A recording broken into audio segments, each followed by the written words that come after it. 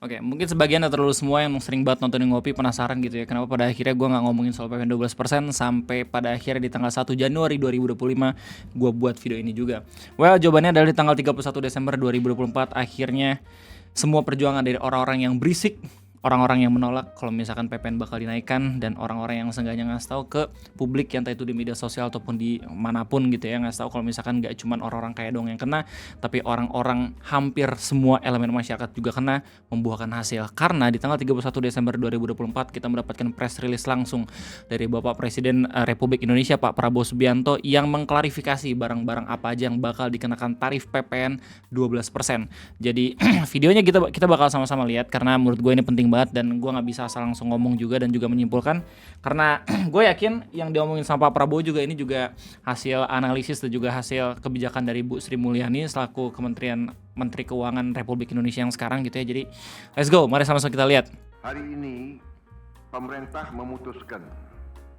Oh ya, by the way ini videonya ada di channel YouTube Kabinet Merah Putih kalau nggak salah ya, atau Kepresidenan RI gitu kalau nggak salah. Jadi kalau misalnya pengen lihat video fullnya bisa ke sana, tapi gue bakal ngelihat video yang emang pentingnya aja, oke? Bahwa kenaikan tarif PPN dari 11% menjadi 12% hanya dikenakan terhadap barang dan jasa mewah.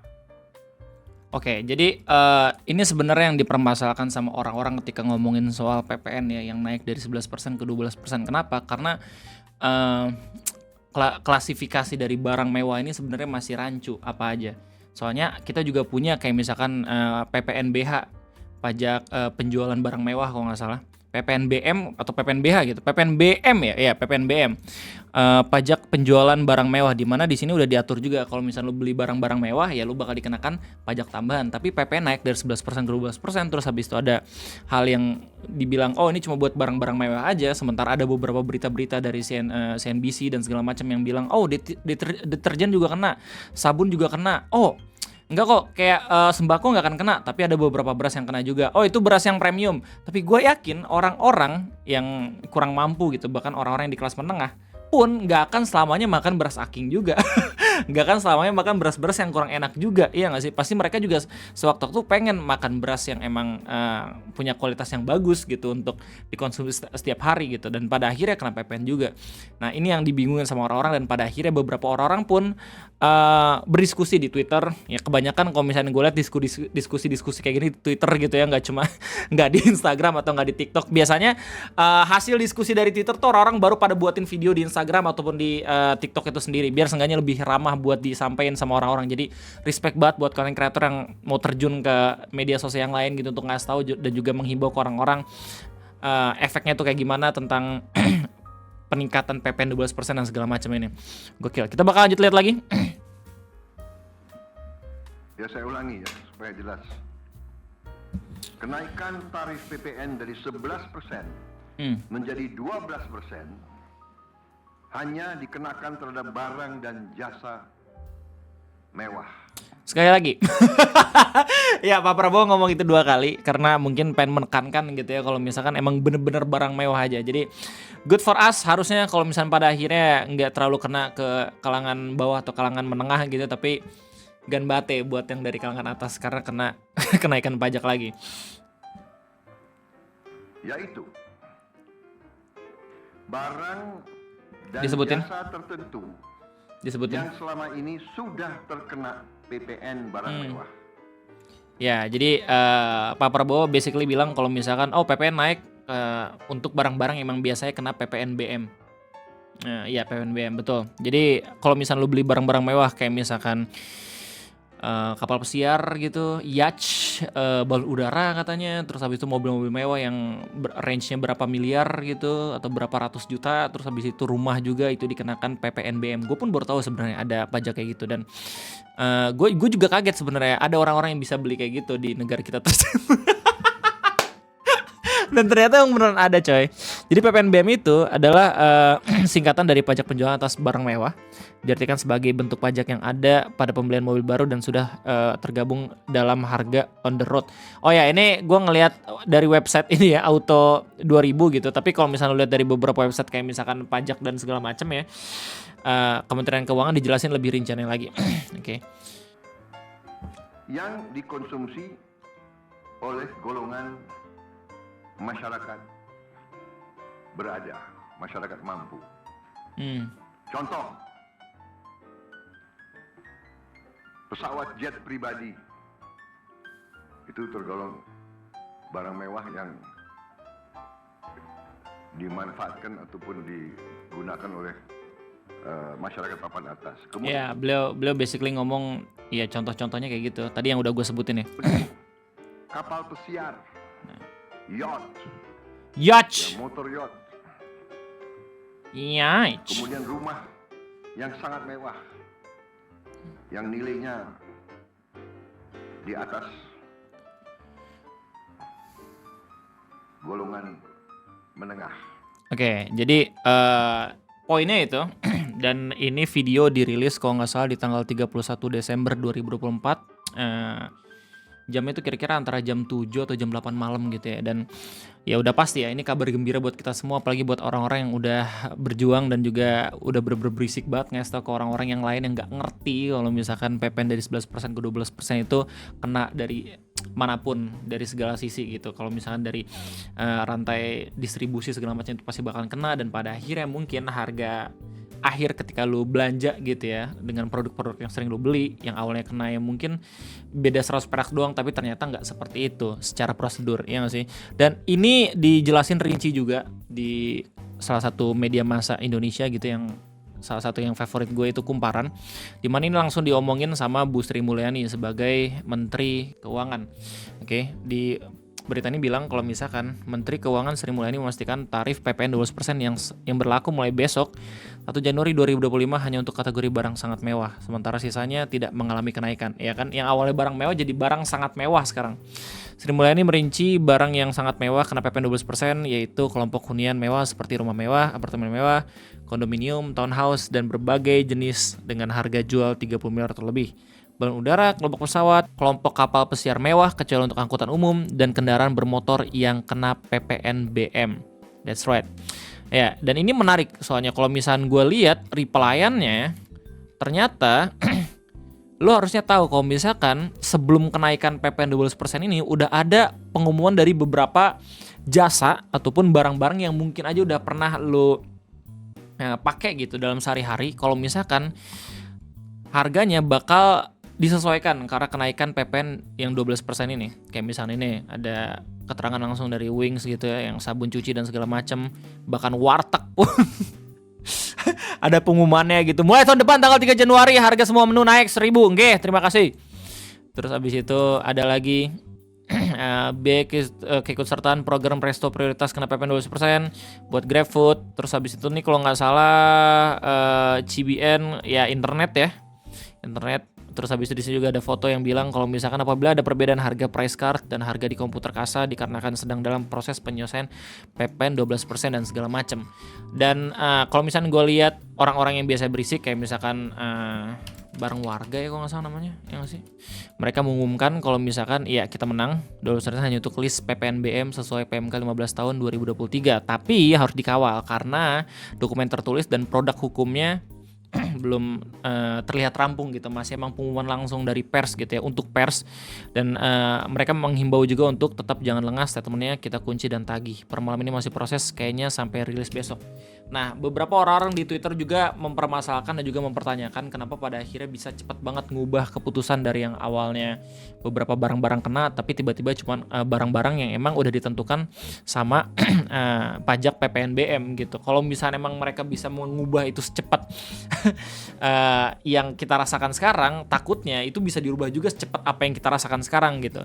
Dan gak sedikit orang-orang juga yang mempertanyakan kalau misalnya pada akhirnya yang kena PPN 12% itu adalah barang-barang mewah yang emang ada di list PPNBM, kenapa nggak dari awal itu menaikkan pajak untuk PPNBM-nya sendiri?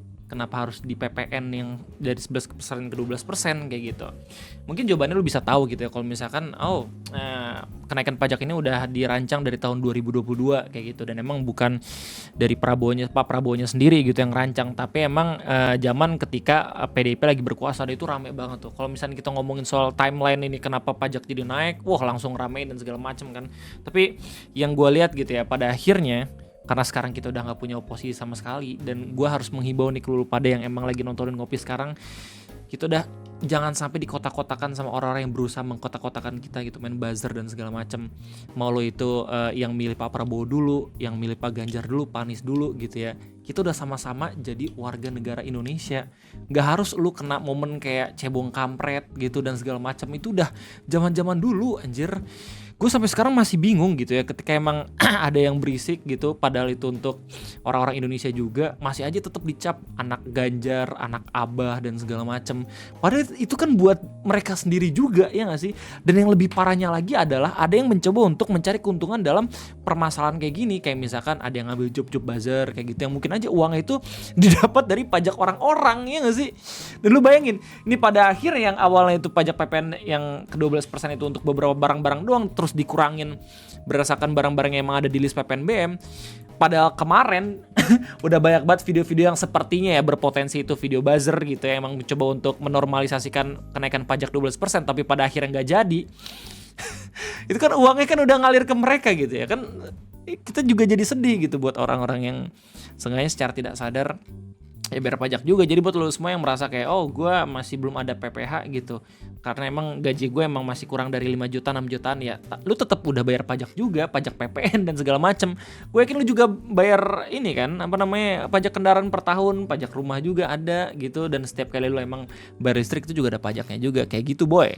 Nah ada satu video yang pada akhirnya ngetuk pintu hati gue sampai pada akhirnya gue buat video ngopi ini, yaitu videonya Om Ferry Irwandi yang menurut gue bagus banget, yang mana gue udah lihat ini bareng lu pada gitu di live streaming gitu, dimana dalam video ini Om Ferry ngekritik tentang bagaimana kenaikan pajak ini kalau misalnya dibandingin sama negara-negara lain, plus bagaimana fasilitas yang didapat sama pejabat-pejabat negara kita kalau dibandingin sama negara-negara lain. Kayak gue yakin orang-orang di negara kita tercinta ini bakal ridho banget kalau misalnya pajaknya naik, ketika memang fasilitas yang didapat atau timbal balik yang kita rasakan gitu ya terhadap bayar pajak bener-bener kerasa gitu, bukan cuman terasa di beberapa golongan aja. Ya sesimpel kayak misalkan jalanan di daerah rumah kita jadi makin bagus lagi, nggak banyak lubang dan segala macam, transportasi umum tuh makin diurus gitu ya, terus habis itu trotoar dan segala macam, jalanan tuh benar-benar udah ramah sama pejalan kaki. Ya sesimpel itulah sebenarnya. Tapi kalau misalnya dari kenyataannya masih banyak juga beberapa tempat yang memang bisa dilihat langsung gitu ya, kalau misalkan masih kurang layak dan segala macam, kabel masih menjuntai ya, padahal itu harus dirapin bla bla bla dan segala macam. Pokoknya ya lu sendiri tau lah. Dan lu bisa lihat poin yang tadi gue sebutin ketika lu nonton videonya Om Ferry Irwandi, dan emang ini bagus banget coy. Soalnya ya nggak cuman permasalahan juga, tapi Om Ferry juga mungkin menawarkan solusi juga di sini. Kalau misalnya emang pada akhirnya pengen efisiensi atau pengen nambahin pemasukan, ya coba buat evaluasi dulu dari misalkan jabatan-jabatan yang ada di pemerintahan, apakah boncos atau kagak gitu kan. Ada beberapa jabatan kayak misalkan wakil menteri, terus staf khusus dan segala macam yang harusnya bisa dikurangin, yang harusnya bisa dihilangin gitu ya, biar emang nggak terlalu boros-boros banget gitu ya. Terus habis itu mungkin secara tunjangan bisa dievaluasi lagi dan segala macam.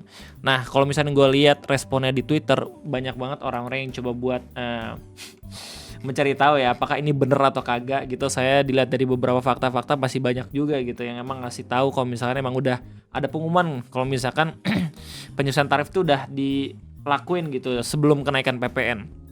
Nah terus kalau misalnya di Instagram, lu bisa lihat langsung dari Instagram pribadinya Bu Sri Mulyani, kalau misalnya beliau juga ngumumin setelah ada pengumuman dari Pak Prabowo gitu ya, kalau misalkan pajaknya itu cuman diterapin untuk list-list barang-barang yang memang kena PPNBM. Nah kalau misalnya emang pengen lihat gimana reaction dari orang di Instagram, lu bisa langsung ke Lambe Trulah, di mana di sini ada banyak banget orang-orang yang emang berkomentar. Gak sedikit dari mereka yang masih mempertanyakan apakah ini bener atau kagak, apakah ini udah ada produk hukumnya dan segala macam. Tapi yang paling tai dan kampretnya adalah masih ada aja yang mengaitkan ini sama Pilpres. Dan gua nggak tahu ini sampai kapan. Balik lagi, jangan sampai lu mau dikotak-kotakan coy. Kayak ini kita udah kemarin itu waktu Pilpres bukan 2 calon yang lagi bertarung, tapi 3. Masih ada aja, anjir, masih ada aja yang coba buat bilang, oh ini anak Ganjar, anak Abah. Men, kita tuh udah udah jadi sama-sama masyarakat Indonesia gitu. Kayak gue nggak tahu siapa yang emang nggak bisa move on gitu dari Pilpres gitu ya, orang-orang yang emang mendukung pemerintah yang sekarang atau kagak gitu. Kayak misalnya ada salah satu komentar gitu dari Om Hendra nih, yang gue udah lihat juga, kalau misalnya dia sendiri berkomentar kayak anak Abah dibaca baik-baik ya. Hey, justru mungkin karena mereka ya yang berisik dan segala macam tentang PPN menyebabkan pada akhirnya ya PPN nggak cuman PPN akhirnya nggak kena di barang-barang yang pernah kita konsumsi sehari-hari gitu loh, men. Coba kalau misalnya pada akhirnya nggak berisik, udah tiba-tiba kena itu PPN 20% langsung naik semua barang-barang gitu. Kayak aduh, gue masih bingung aja sampai sekarang masih ada aja yang kayak gitu, coy. Kayak lu gak capek apa ngelihat orang sebagai musuh, padahal justru ya kita sekarang udah sama-sama tahu gitu, udah nggak punya partai oposisi dan segala macem gitu. Terus habis itu kalau misalnya kita lihat bareng-bareng, justru orang-orang yang emang sering berargumen soal kenaikan pajak dan segala macam itu orang-orang mandiri, anjir. Orang-orang yang sebenarnya nggak punya kewajiban untuk ngewakilin lu, nggak digaji mereka buat ngewakilin lu. Tapi orang-orang kenapa jahat banget gitu sama orang-orang yang coba buat ngasih tahu kalau misalnya, ini pemerintahan kita lagi kayak gini loh. Coba dong lu bisa cari tahu sedikit gitu kalau misalnya ini lagi nggak baik-baik aja, bla bla segala macam. Gue yakin mereka yang emang protes itu nggak pengen negara hancur, mereka justru cinta sama negara kita gitu. Tapi pengennya diurusnya dengan benar, sesimpel itu doang. Waktu gue ngomongin soal PPN, gue selalu kepikiran kenapa orang-orang jahat banget gitu ya. Kayak kenapa orang-orang dari kalangan kelas atas dan bawah itu jahat banget sama orang-orang dari kalangan kelas menengah. Kenapa? Karena mungkin yang paling banyak kena dan juga ngefek kebijakan ini ya kelas menengah. Tapi kelas atas kayak membiarkan aja gitu. Maksudnya, biar aja nih kelas menengah sama kelas bawah nih yang emang protes gitu pada akhirnya. Kan soalnya mereka yang paling sering kena kan. Kalau misalnya kita protes nanti kita bakalan ketahuan sama orang-orang yang emang bisa ngasih proyek ke kita gitu. Jadi ya udahlah, biarin mereka aja gitu. Sementara kelas kalangan bawah juga menurut gue itu jahat banget. Kenapa? Karena mereka kayak nggak mau tahu. Dan kayak mikir, gue aman karena gue dapat bansos, karena gue dari kalangan kelas miskin. Bro, pada akhirnya bakal ada satu momen di mana bansos tuh nggak bisa menyelamatkan lu, anjir. Masa iya lu mau disuapin terus? Ya nggak sih? Masa iya kayak lu nggak pengen naik kelas di kalangan kelas menengah atau kalangan kelas atas? Coba lu lihat beberapa orang-orang yang mungkin aja punya anak yang pada akhirnya anak itu pinter, bisa menaikkan derajat keluarga gitu. Gue yakin orang-orang dari kalangan kelas miskin juga pernah berdoa gitu kalau misalkan ya Allah tingkatkanlah derajat keluarga hamba, dan segala macam gitu loh. Terus sekarang lu lihat kalangan kelas menengah yang banyak banget protes gitu, selalu aja dihardik dan segala macam. Apalagi momen ketika pada akhirnya ada beberapa tiktokers gitu yang buat video tentang PPN tapi yang dibahas sama PPH dan juga tax ratio, dan udah dikomen juga sama Yuda Keling dan Ferry Irwandi. Itu lucu banget sih, anjir. Yang jelas kita udah dapat hasil ya yang emang benar-benar dirasakan sama kita semua seharusnya gitu, berkat orang-orang yang coba buat berisik dari bulan kemarin, bahkan udah sampai ada yang protes demo dan segala macam gitu ya. Alhamdulillah, thank you juga buat pemerintah yang udah mempertimbangkan kritik dan juga saran dari orang-orang yang emang udah coba buat ngasih tahu kalau misalkan ya PPN 12% sepertinya masih belum cocok untuk dinaikkan sekarang kayak gitu. Jadi intinya sekali lagi di ngopi ini gue pengen ngucapin terima kasih banyak buat orang-orang yang udah coba buat aware, yang coba buat tahu dan coba buat ngasih tahu tentang permasalahan PPN 11% ke 12% ini. Gokil. Pokoknya itu aja mungkin bahasan PPN pada kesempatan kayak ini. Silakan menanggapi di kolom komentar seperti biasa. Gue dengan amat senang hati selalu ngebacain setiap tanggapan kalian di kolom komentar karena banyak banget menarik. Soalnya banyak banget emang dari background yang lain gitu ya, yang bisa mungkin aja mengubah pandangan gue atau bisa mengkoreksi dan juga mendukung pendapat gue di video ngopi kesempatan kayak ini. Sekali lagi kalau misalnya ada salah silakan koreksi gue minta maaf. Tapi kalau misalnya emang ini benar-benar membantu lu dalam melihat bagaimana kondisi negara kita tercipta sekarang, jangan lupa buat like dan jangan lupa buat subscribe buat yang belum subscribe. Itu aja sekali lagi, gue terima kasih banyak. Jangan lupa buat makan pagi, siang, sore, tergantung lu kapan nontonnya. Gue undur diri. Sampai jumpa.